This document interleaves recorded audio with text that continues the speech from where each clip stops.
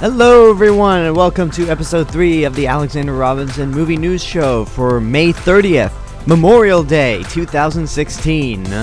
So, yes, this episode is coming out a day later than it's supposed to because I had planned to record yesterday, but I got called in for work in the morning, and I had enough. If I wanted to, I could have recorded the show when I got back, but I didn't want to record it and then post it at like 9 p.m. when people, or in the evening pretty much, when people are either A, getting ready to go to sleep, or B, watching Game of Thrones, which, really, this season of Game of Thrones is going by quick.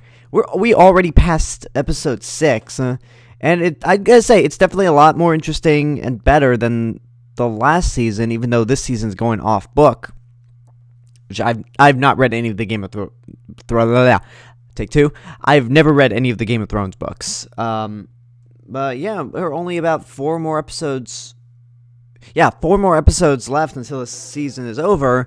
But this is not a podcast about Game of Thrones. This is a podcast about movie news and what's going on in the world. And before we get started, I want to say I'm trying to work on bringing this podcast to iTunes.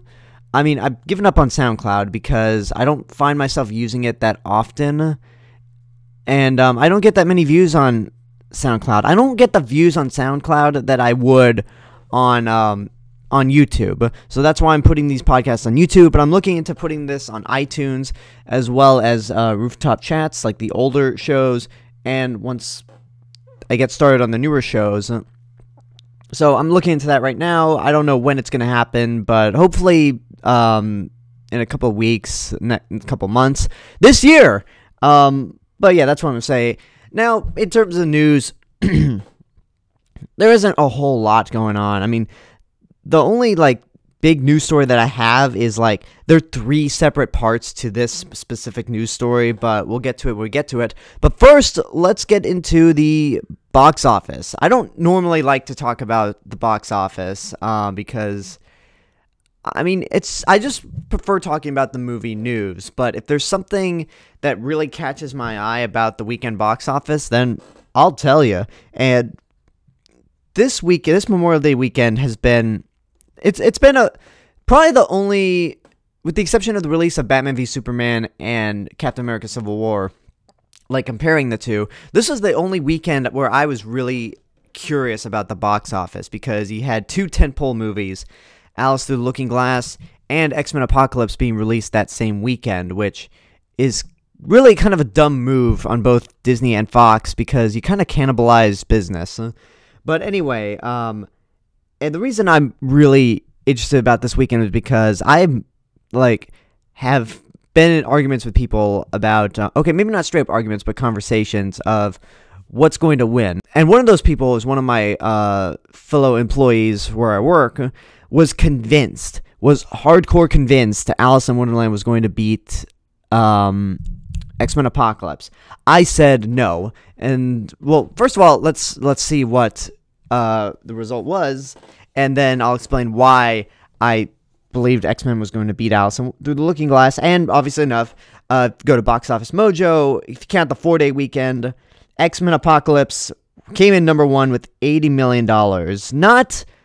Not terrible business, but it's definitely underwhelming compared to how much X-Men Days of Future Past did when it opened up 2 years ago. So definitely a step down. I mean, both in terms of making money and in quality, because, I mean, I don't hate X-Men Apocalypse. I wouldn't even say I dislike it. It's just, it's got some really good moments and then some really boring moments. So I mean, it's fine. It's better than X-Men 3. I don't understand why people are saying it's worse than X-Men 3. But, yeah, $80 million. It's underwhelming, but maybe it could not be a flop. Unlike Alice Through the Looking Glass, which cost $170 million, only brought in $34.1 million, which is poor business. That is a flop right there. And to the person who I work with, I'm not going to say his name, obviously, but I told you so. I told you that Alice Through the Looking Glass was not going to beat X-Men, and here's the reason why. Because X-Men Days of Future Past came out 2 years ago. 2 years ago, it's beloved by all. People say that next to X2, it's the best X-Men movie. It's personally my favorite. And then followed by X-Men First Class in second place. Excuse me, I had to yawn there. Very professional. Not really. But, so yeah, like, X-Men was still relevant in terms of movies, because the last movie came out 2 years ago. Or if you want to get really specific, there was an extended version of X-Men Days of Future Past that came out just last year, the Road Cut. So X-Men is still within everyone's mind. Alice Through the Looking Glass, nobody was looking forward to that movie. Nobody asked for it. Even though, yes, Lewis Carroll did write a second book to Alice's Adventures in Wonderland called Alice Through the Looking Glass. But the first Alice in Wonderland that Tim Burton made, it made a crap ton of money. It made over $1 billion. And people at the time liked it. But it only took everyone a couple of months to realize, yeah, that movie was actually pretty shitty. And so that combined with waiting 6 years to release the sequel, that is like a check for box office failure. So yeah, $34.7 million, $34.1 million, I apologize, on a $170 million budget is not good at all.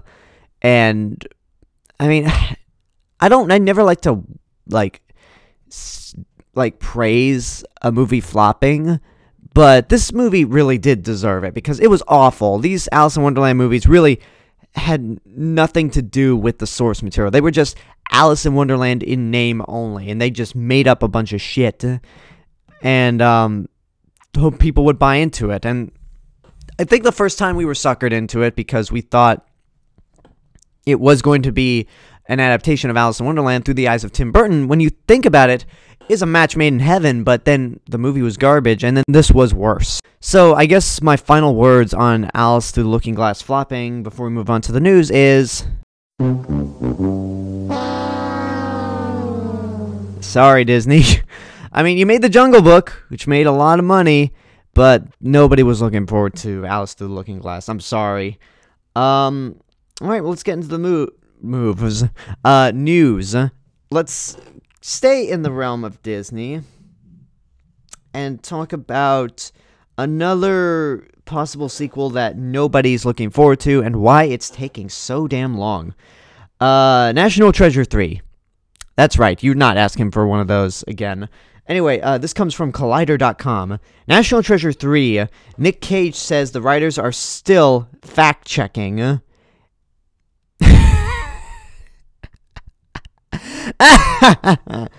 And there really should be quotes around fact-checking. Well, anyway, let's read the story before I tell you how I think.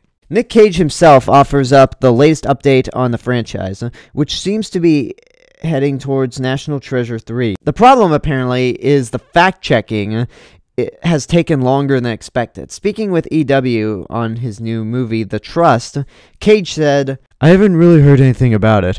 I don't know that those scripts are very difficult to write because there has to be some credibility in terms of the facts and fact-checking, because it was relying on historical events, and then you have to make it entertaining. I know it's been a challenge to get the script where it needs to be, but that's as much as I've heard, but they're still working on it." That's my Nicolas Cage impression. I think I butchered that completely because there are some impressions out there that I'm not too good at, but yeah, that's what you people are there for. If you're listening, leave a comment and tell me how my Nick Cage impression was. I hope it was good, and if it wasn't, I apologize. Anyway, that's a quote from Nicolas Cage. Then the article goes on to say, "I don't know about you, but I always admire the National Treasure films for being historically accurate." Psych! At the very least, they were great at that historical mumbo-jumbo that oftentimes you could forgive the gross overreach in order to make their treasure hunts line up with real events and people. The National Treasure films also featured Diane Kruger as Cage's love interest, Abigail, Justin Bartha as his partner in crime, Riley, and John Voight as his dad, Patrick. The second movie also brought in Helen Mirren as Cage's mom, Emily. When Last Collider spoke with producer Jerry Bruckheimer on the matter, that was back in 2014, he confirmed that the director was coming back, but with a new team of writers. Yeah, we're working on another National Treasure, he said at the time. We just had a meeting on Friday with the writers and the director, so hopefully that will come together. Okay. Seriously, nobody, like... Okay, maybe there are some National Treasure fans out there, and if there are, good for you, but these movies are not very good. I mean, okay, I've only seen the first one, and the first one, I think it came out in 2005. I'm gonna look that up, but I remember even, like, 2005 was still that time when I didn't really acquire a stronger taste for movies, so most of the time I just really liked anything. But, 2004. National Treasure came out 2004. Okay, so I was 13 years old when that movie came out. And you'd think at 13 years old, something like National Treasure, which is kind of silly, would appeal to me. No, actually. National Treasure, even as a teenager, as a 13-year-old, National Treasure was that movie that I'd look at and go, this is actually stupid. I don't like it. So... yeah, I just didn't bother with seeing the second National Treasure movie. I know my brother and my cousin saw it, because it came out the same year as, in 2007, and it came out the same time as Aliens vs. Predator Requiem, which, when, okay, here's a story. I was in Texas, visiting family around the time the second National Treasure movie came out, and so our aunt... I was 16 years old. I was the oldest of, between my brother and my two cousins. Our aunt drove us to the movie theater, like, basically dropped us off.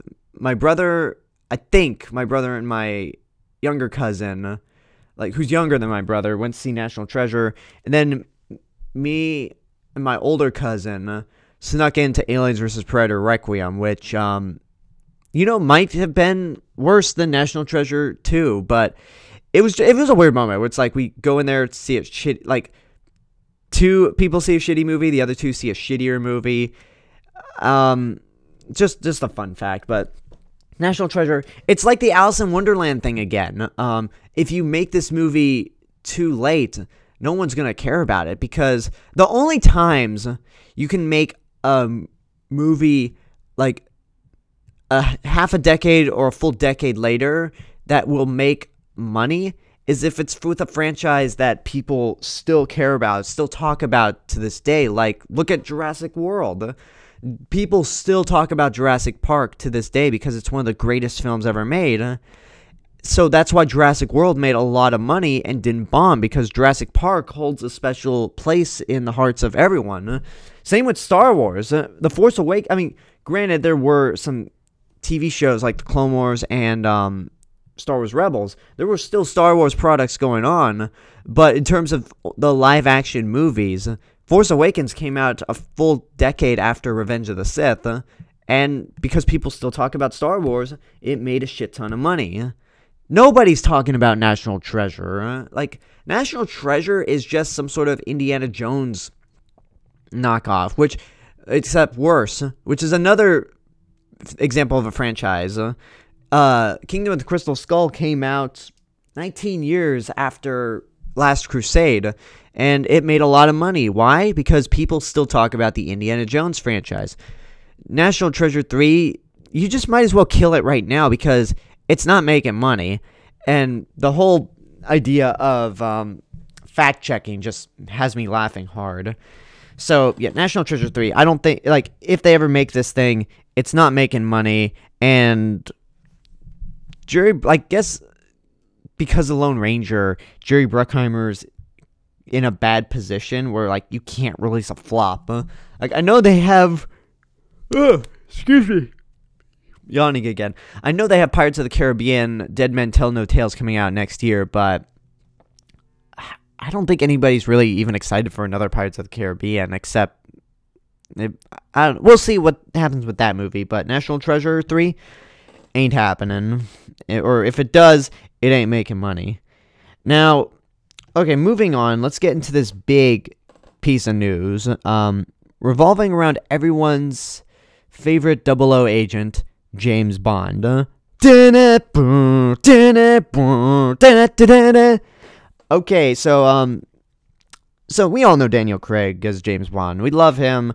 He's personally my third favorite James Bond, which he's still good, but Sean Connery is first because, I mean, that's the classic Bond. And then Pierce Brosnan is second because I grew up with the GoldenEye video game for Nintendo 64, which was my first exposure to James Bond, and I would always see Pierce Brosnan's image, so that's the Bond that I kind of grew up with. But Craig makes a good Bond, but he doesn't want to do it anymore. So a new story came out. This comes from dailymail.co.uk, where, and here's the headline: "I'm done as Bond," Craig tells movie bosses. Star turns down £68 million for 2 more films as bookmakers stop taking bets on Tom Hiddleston being the next 007. We'll get to that later, but let's talk about the idea that Daniel Craig turned down £68 million to appear in 2 more James Bond movies, which, if you calculate that to US dollars, that's... Hang on, I had it up here. Oh, it went away. Yeah, I have all the stories loaded on my iPad. But okay, let's do this. Pounds to dollars. I'm using US dollar to pound.co.uk for this calculation. Okay, it was 38 million pounds. No, 68. I'm sorry, 68. 68. That equal 68 million pounds equals to $99.4 million. So Daniel Craig turned down almost $100 million to play James Bond again. That is, I mean, that's insane when you think about it. That's $100 million is, I believe, what Robert Downey Jr. is making for each Avengers Infinity War. So that is insane. You'd think nobody in their right mind would turn down $100 million.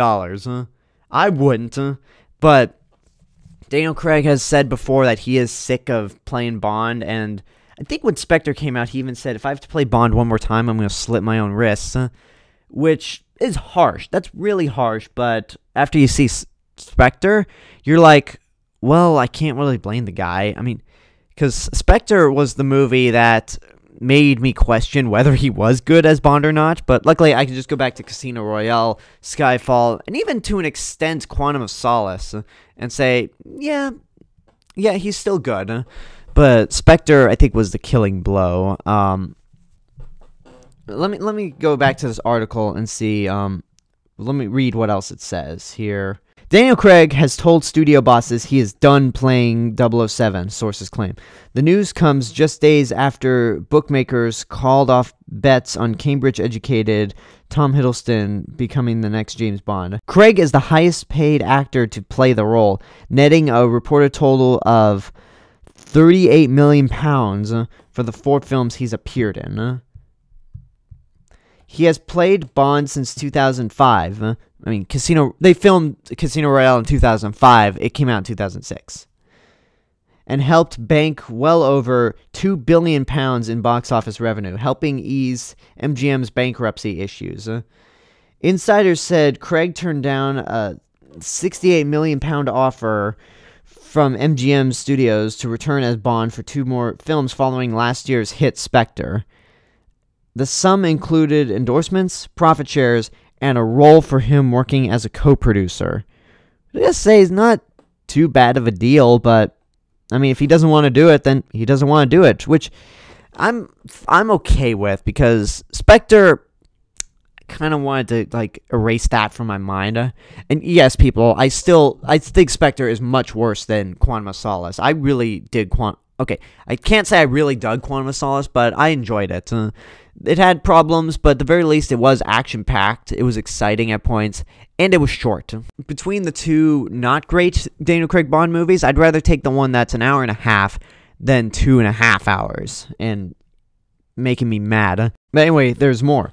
One LA film source said, Daniel is done, pure and simple. He has told top brass at MGM after Spectre. They threw huge amounts of money at him, but it just wasn't what he wanted. He had told people after shooting that this would be his final outing, but the film company still felt he could come around after Spectre if he was offered a money deal. One source said that executives have finally agreed to let the actor go after growing tired of his criticism of the franchise. Craig, 48, told interviewers last year that he would rather slash my wrists than agree to another Bond film. Which again, I said is rather harsh, but maybe like he just had a horrible experience on Spectre, because Spectre was shit. I'm sorry. The more I think about it, the more Spectre irritates me so much. So the big question is, who will be taking over the role of James Bond? But before we get into that, I want to talk about Patreon.com. Basically, I'm going to be doing this in every show. I'm going to make a habit of, in the middle of the show, talking about my Patreon page, patreon.com/TheRealMrRobinson. If you like what I'm doing on this channel, whether it's movie reviews, let's plays, or podcasts, then, and you say to yourself, I kind of want to help out, I want to help contribute, then you can go over to patreon.com/TheRealMrRobinson, donate a monthly fee. It doesn't have to be a large amount. It could be like $1, it could be even 25 cents. Basically, you donate a monthly fee, or a fee for every video I put out, which it's fine, you could pick either one, and in return, you get special rewards, such as seeing a couple videos early, like the Let's Plays and the Retro Reviews, or if you donate a large amount, maybe a private Google Hangout, maybe, just putting that out there. But anyway, you could go to patreon.com/TheRealMrRobinson, and if you don't want to donate any money, that's perfectly fine also, because you're already getting awesome content. So there you go, patreon.com/TheRealMrRobinson, if you really like what I'm doing and want to chip in. So let's move on to the next bit of news, part 2 of the James Bond thing, which involves who's going to play Bond next. I mentioned one actor's name in that story that I just talked about, and that is Tom Hiddleston wants James Bond producers to know he's very interested. Oh, wait a minute. This came 3 months ago. Okay, you know what? I'll read it anyway. This is old. This is probably old news, and this comes from cinemablend.com. But it says here, while there's still a chance Daniel Craig may reprise his role as James Bond, that's not happening. Okay, this is an old story. Let's actually move on to a new James Bond story. This comes from ScreenRant.com, and it says, James Bond, Jamie Bell has reportedly discussed role with producers. The last week saw conflicting reports on whether or not Daniel Craig was planning to return for another turn as Bond. First, Craig was reported to have ruled out another turn in the 007 Tux. This report said that the actor turned down a considerable payday as well, forging nearly $100 million to play the suave super spy for 2 more films. A day later, the news was followed by another report that suggested, despite some public and matter-of-fact statements on not wanting to return to the role, the actor had made no such decision and might still consider coming back for another Bond film. That ain't happening. As in the case when things like this happen, casting suggestions have been volleyed from every corner of the internet, with such non-Craig possibilities as Idris Elba and even Gillian Anderson getting their fair share of attention. So far, the most solid option seems to be Tom Hiddleston, especially following his recent turn to the spy thriller, The Night Manager. But now a new contestant has entered the ring, and it's an unlikely one of that, with Fantastic Four star Jamie Bell confirmed to have spoken with Bond producers.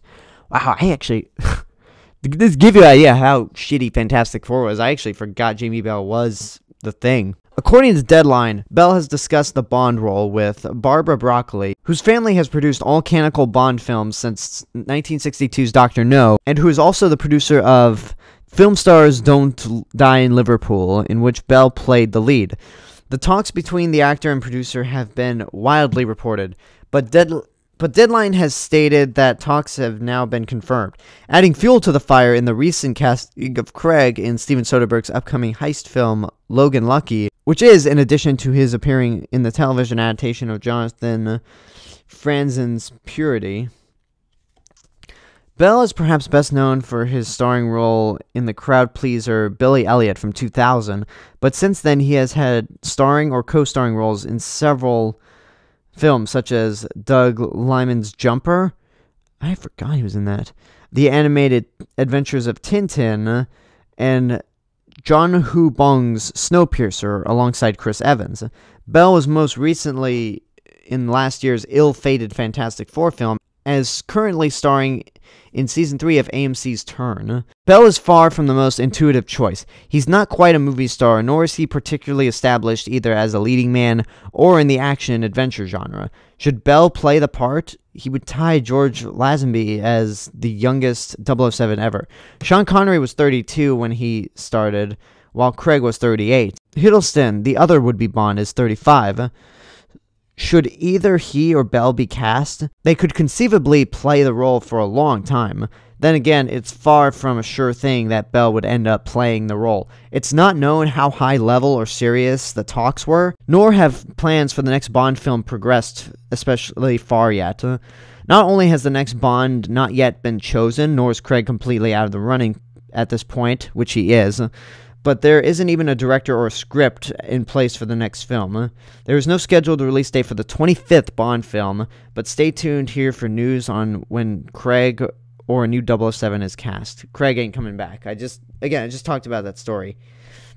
But anyway, okay, Jamie Bell, I've not seen Billy Elliot, but I've seen a couple of movies he's in. One of them is Tintin, where he did voice work, and I guess motion capture acting too, and he was in Peter Jackson's King Kong in a small role. He's a good actor. Oh, and Snowpiercer also. He's a good actor, but James Bond, he does not make, nor does Tom Hiddleston, and the reason is because none of these two actors, to me, have the British suave or charisma that so many of the other, like Sean Connery, to an extent Daniel Craig. So, I mean, they put a name in here. There was a name in this story that popped up and that everyone's been suggesting, which is Idris Elba as Bond. I would be so down for Idris Elba because he's got the voice, he's got the suave. He could totally be James Bond. Granted, because Idris Elba is black, they'd have to reboot the franchise again because in Skyfall, they do make it very clear that Daniel Craig's James Bond name is actually James Bond, and it's not just a fake name that you're given when you're a spy. My other pick for Bond, if I would make a personal pick, is Michael Fassbender, because I mentioned this in my X-Men First Class review.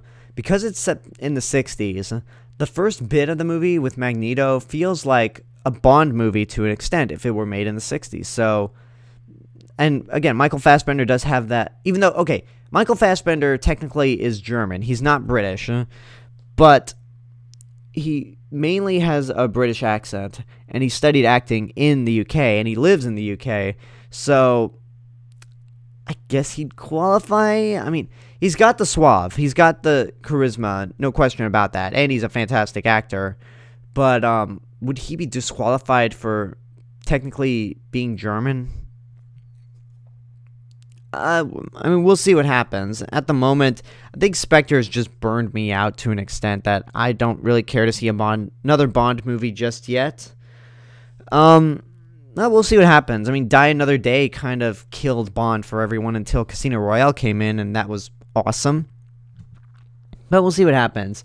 Alright, moving on to the last story that I have. This comes from Forbes.com, and this is kind of a big thing. Not so much in the development of a new movie, but Netflix is going to begin streaming Disney, Marvel, Pixar, and Star Wars films in September of this year. In a blog post on its official site, Netflix revealed that In a blog post on its official site, Netflix revealed the seeds it planted back in 2012 will finally come to fruition later this year. Starting in September, the contract between the streaming platform and Disney will go into effect, with Netflix holding the exclusive U.S. rights to Disney's films. This includes not just films under the Disney brand, but it's also Marvel, Lucasfilm, and Pixar. The deal kicking in means that other platforms like Amazon Prime and Starz, which currently license multiple Disney titles, will no longer carry Disney's new releases. Audiences will still be able to stream previous Disney umbrella releases, but moving forward, all future releases from Captain America Civil War onward will only be available to be viewed on Netflix. The same will apply for films under Disney's other subsidiaries, such as Zootopia, Alice Through the Looking Glass, and Rogue One: A Star Wars Story. It was a seemingly karmic twist of fate. I'm just reading it as it is. I think that was a mistype. It was a karmic twist. Yeah, that's a screw up. It was seemingly a karmic twist of fate that happened when the initial deal was signed. Though Netflix's previous contract with Starz expired in 2012, when negotiations fell apart, it struck the deal with Disney shortly after. You gotta get the idea here. That's cool. I mean, it's cool that like some of the more popular films out there will be available to stream on Netflix, because Netflix, to be honest, they have a lot of good shows, whether it's their own stuff or older shows, but their movie catalog just sucks. I don't think their movie catalog is that good. Like, they just have some awful things on there, things I've never even heard of. There are a few good things in there, but most of the time it's just garbage. So this is cool, and it'll definitely give me some more Riff.TV material to work with, or that I would want to do that are movies and not just shows. But it kind of means nothing to me, because I'm still one of those guys that collects Blu-rays and DVDs if that movie's not on Blu-ray. So, I mean, with the exception of doing more Riff.TV commentaries, the story means nothing to me. I mean, I know it's a big deal, but for me personally, it's just like, okay, that's cool. Okay, moving on. That's actually all the news I have. But speaking of Blu-ray, let's go on to what's coming out on Blu-ray this week. And there ain't jack shit worth mentioning. Okay, I'll just go over these really briefly. I'll just run them down. I have 999, the Road Trilogy from the Criterion Collection, Pride, Prejudice, and Zombies, Gods of Egypt, which the only thing worthy of that movie, the only good thing that came out of that movie was the Double Toasted review, The Human Tornado from Rudy Ray Moore, and Race. Oh, and then you have Pride, Prejudice, and Zombies, and Gods of Egypt coming out on Ultra HD, 4K Ultra HD, which I still can't see the difference between Blu-ray and 4K Ultra HD. Blah. Goes to show how much I don't care about the newer format. But yeah, that's nothing worth your money this week. Unlike next week. Next week we have, I could say we have about 3, maybe 4 things that are worth your time for Blu-rays, but we'll get to those when we get to those. So that pretty much does it for the show. Thank you for tuning in. I hope you enjoyed this podcast. Let me know what you think about any of these news stories. As always, I'm open to any suggestions you could give on how I can make the podcast even better. And if you have questions I'd like to answer, just leave it in the comments section below, and I'll take a look at it and answer it for next week's show. And as always, you can go to therealmrrobinson.com, Facebook, Twitter, Instagram, Periscope, Riff.tv, and again, Patreon.com. If you really like what I'm doing and want to throw a few bits of money our way, whether it's like $1, a quarter, or something, just anything you have around, you'll really help this channel a lot. And that's pretty much it. This has been the Alexander Robinson Movie News Show, Episode 3, and this is the real Mr. Robinson telling you there is only one.